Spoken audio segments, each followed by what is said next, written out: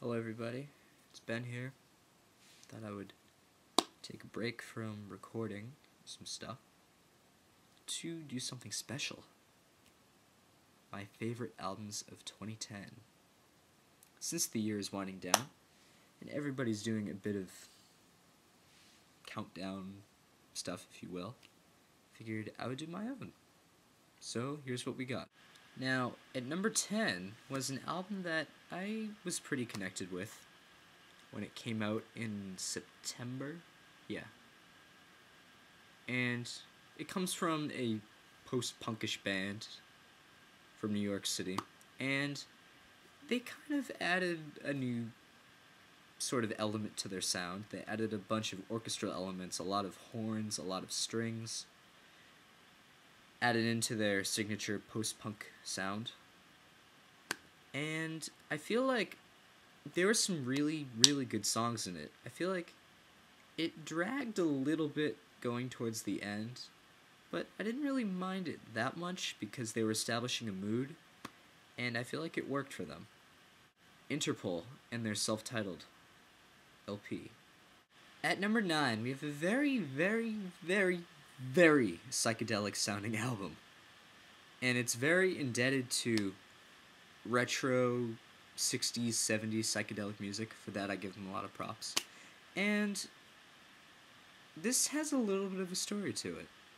It was conceived following their sudden rise of fame, and they felt very uncomfortable with that.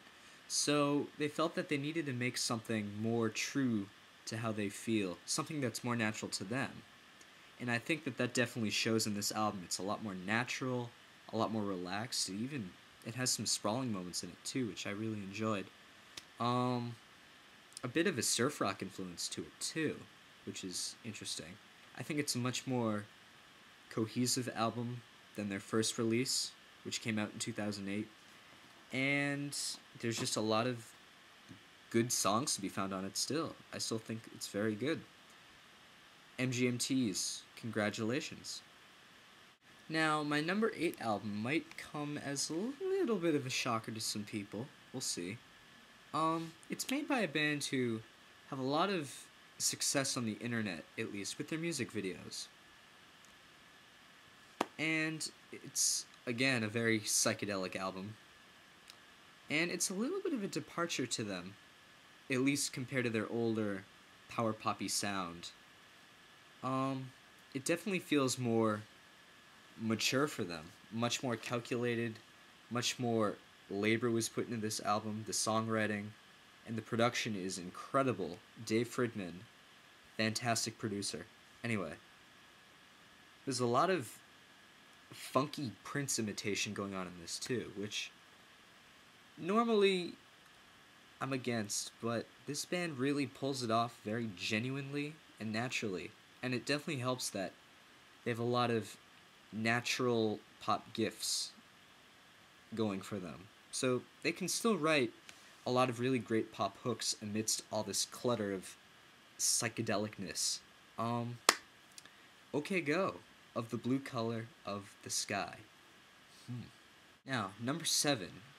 We have an album that might not be as relatable to a lot of younger people as it would be to, more educated or just older people in general, because they can relate to it better.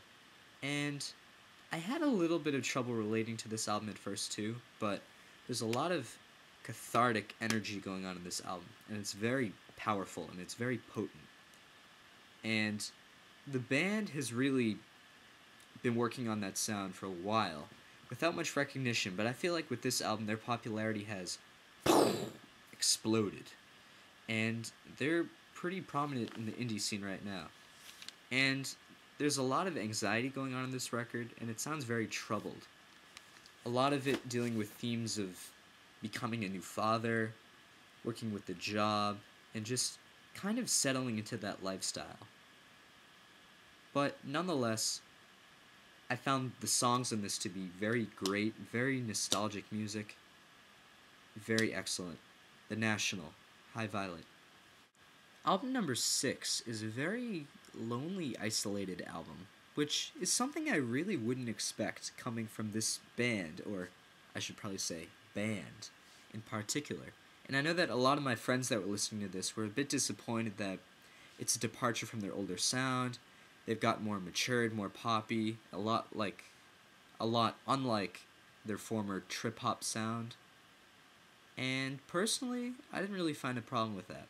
I felt like this album, more than this band's former releases, was much more cohesive, more focused, and there's a hell of a lot more soul on this album in spirit than anything they've ever made before. And I don't know if they'll ever make anything this soulful ever again. A lot of great guest collaborations on this. Bobby Womack, Mos Def, Snoop Dogg, Lou Reed on one of my favorite tracks, Little Dragon, just to name a few. If you don't know it by now, I will tell you. Gorillaz, Plastic Beach. Just a lot of great tracks on it. Number 5 is a very great case in point dance rock album. But the thing that I think sets this apart from other albums of that genre is that not only does it combine that great mashup of rock instruments and synthesizers and other dance elements, but the lyrics, and in particular these lyrics more than any other album that this guy has put out, are incredible. Very nostalgic and very wise. A lot of humor to be found in them too. Very sly, subtle humor that, if you're listening to the tracks, they can kind of slip away from you. But if you pay close attention, they're pretty funny. Please don't let this be your last album. That being said, LCD Soundsystem, this is happening. Number 4. Oh, and mind the scene change. I had to move down here. Upstairs is getting a little bit noisy. That being said, number 4.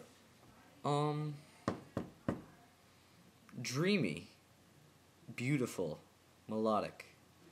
All words that I would use to describe this album. And the singer's voice is just so pretty. Oh my goodness. Not only, she can carry a tune with this voice, and I mean that sincerely. One of the most beautiful voices I've ever heard. Such soul. A great alto voice. And these songs put together create a very dreamy landscape. It's a very soft, very light album to listen to. Very easygoing. Although I probably shouldn't say easygoing. It sounds easygoing, but the material that they're singing about is actually kind of a downer. But they find a way to make it somewhat upbeat, and when I listen to this album, I'm placed into a very relaxed, calm state. And this is just so peaceful to listen to. More than I think any other album this year. Beach House, Teen Dream.